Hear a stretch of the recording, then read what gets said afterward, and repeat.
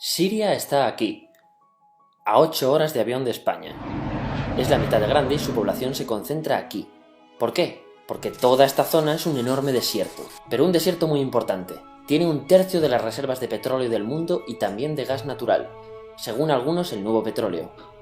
Para sacarlo de aquí y llevarlo a Europa, hay que rodear toda esta península y salir por el canal de Suez.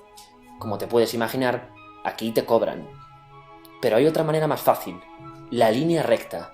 El que controle estas tuberías las puede abrir y cerrar, como un grifo.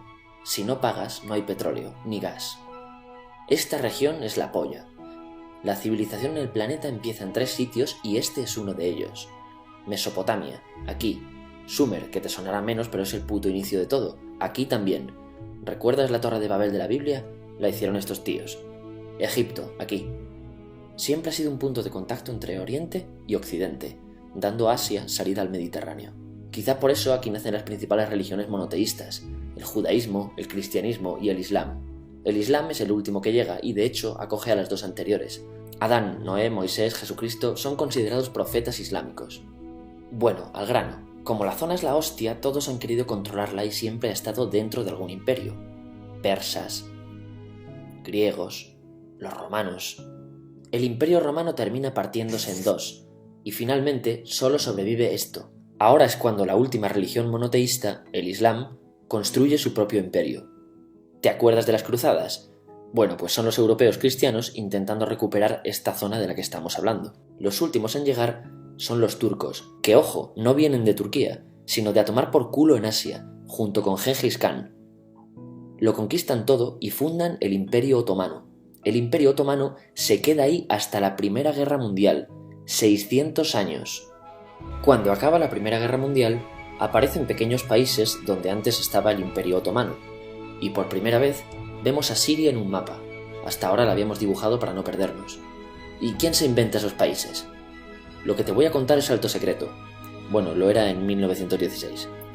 Este súper secreto se llama Acuerdo de Sykes-Picot. Los franceses y los ingleses no podían derrotar solos al Imperio Otomano. Solo podían si les apoyaba la gente que vivía dentro, en su mayoría árabes. ¿Cómo se los ganaron? Pues les prometieron la Gran Arabia, un país solo para ellos. El único problema es que era un timo. Antes de seguir, recuerda una cosa. Los árabes son un pueblo, pero no una religión. O sea, un árabe puede ser musulmán, puede ser cristiano, y antes del Islam parece que hubo tribus árabes con tradiciones judías.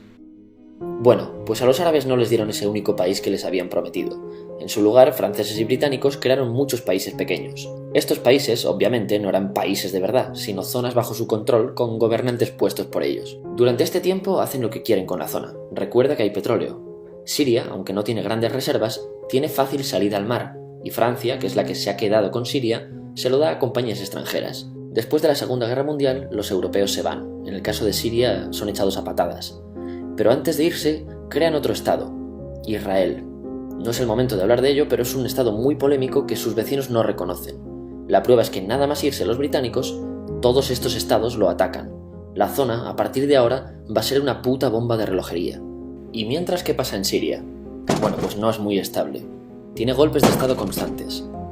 En esa época aparece en Siria una ideología que se hace con el control y se expande por el mundo árabe, el Ba'ath. Esta ideología mezcla el antiguo sueño de una sola nación árabe con ideas socialistas. Y algo muy importante, es laica, o sea que no es religiosa. Siria se llega a unir con Egipto, un país con el que no tiene frontera. Pero no es algo raro, muchos de estos países intentan hacerlo también. Como recordarás, a esta gente se le había prometido un solo país y las ganas las seguían teniendo. Pero la unión falla. En este tiempo Egipto les convence para nacionalizar el petróleo. En Siria, Al-Assad, el padre del Assad de ahora, se convierte en jefe del estado Ba'ath. En Irak, también Ba'ath, comienza a ganar fuerza Saddam Hussein. Las diferencias entre ambos países dividen a los partidos Ba'ath de otros países en pro-Siria o pro-Irak. Ahora ocurre la Guerra Fría.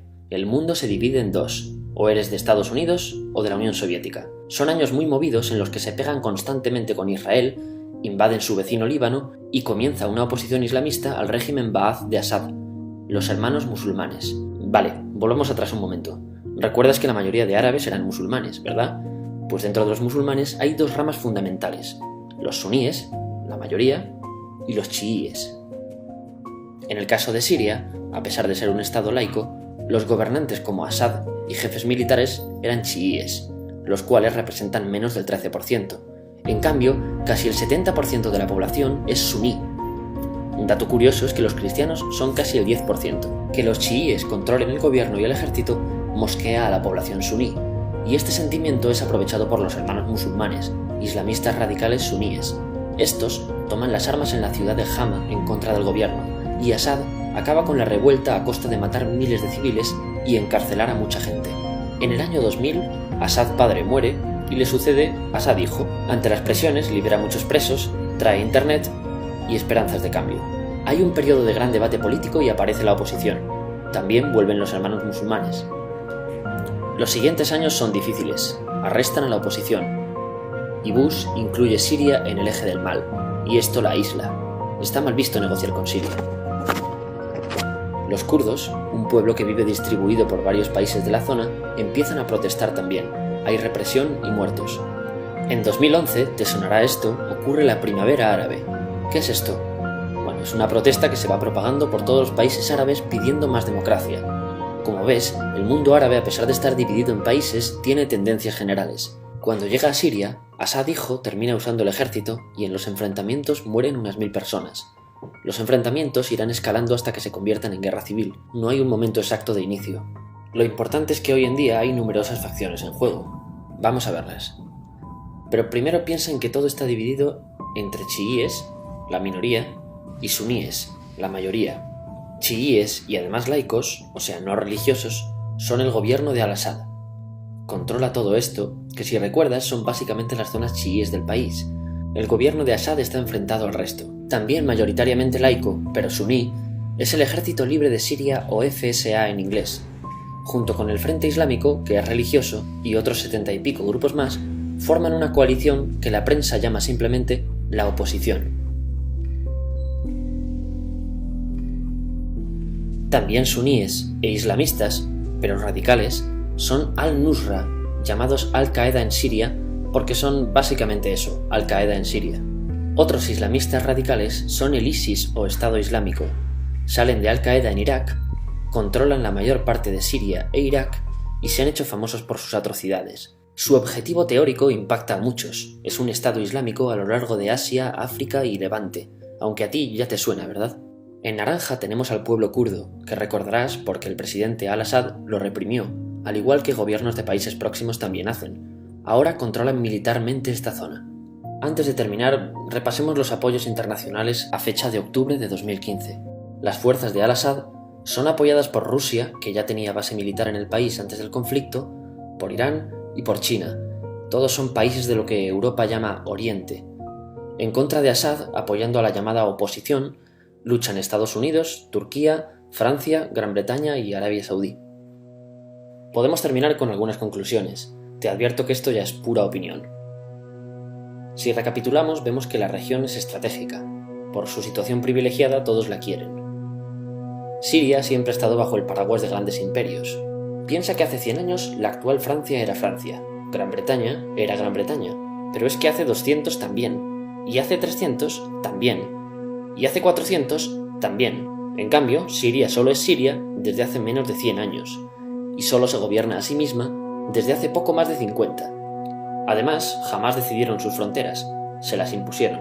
Europa divide Oriente Medio a su antojo para controlarlo, diseñando países sin tener en cuenta su población.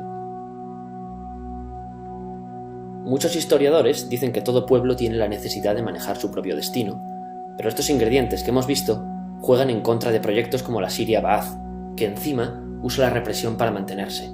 En última instancia, producen una guerra civil. En este contexto no es extraño que aparezcan actores que se alimenten de la desesperación, el sentimiento suní de opresión y la visión de Occidente como invasor. ISIS usa la identidad árabe y la mitología de antiguos imperios.